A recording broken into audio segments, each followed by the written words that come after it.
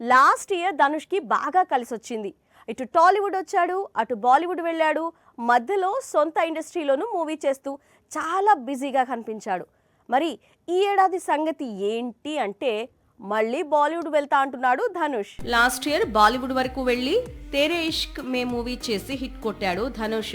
Dhurandhar release అయి ఈ cinema collections కు బ్రేక్ వేసింది. లేకపోతే వసూళ్లు ఇంకా పెరిగి ఉండేవి. అయినప్పటికీ బాలీవుడ్ లో చాలా కాలం తర్వాత అడుగు పెట్టినా 150 కోట్లు రాబట్టాడు ధనుష్. హిందీ ఇండస్ట్రీలో కలెక్షన్స్ కు గ్యారంటీ ఉండడం లేదు. ఇలాంటి సమయంలో సరాసరి 150 కోట్ల వసూళ్లు అంటే చిన్న విషయం కాదు. అందుకే ధనుష్ తో వెంటనే మరో హిందీ చిత్రం చేయబోతున్నారు అక్కడి నిర్మాతలు. తేరే ఇష్క్ మే దర్శకుడు ఆనంద్ ఎల్ రాయ్ తో ధనుష్ మరో చిత్రం చేయబోతున్నాడట.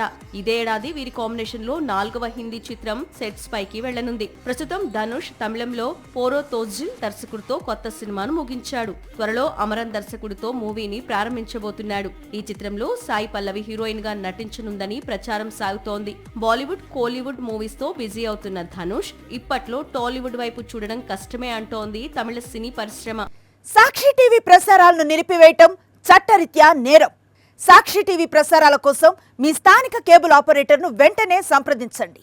DTH లో, ఇంటర్నెట్ లో కూడా సాక్షి టీవీ ప్రసారాలను వీక్షించవచ్చు.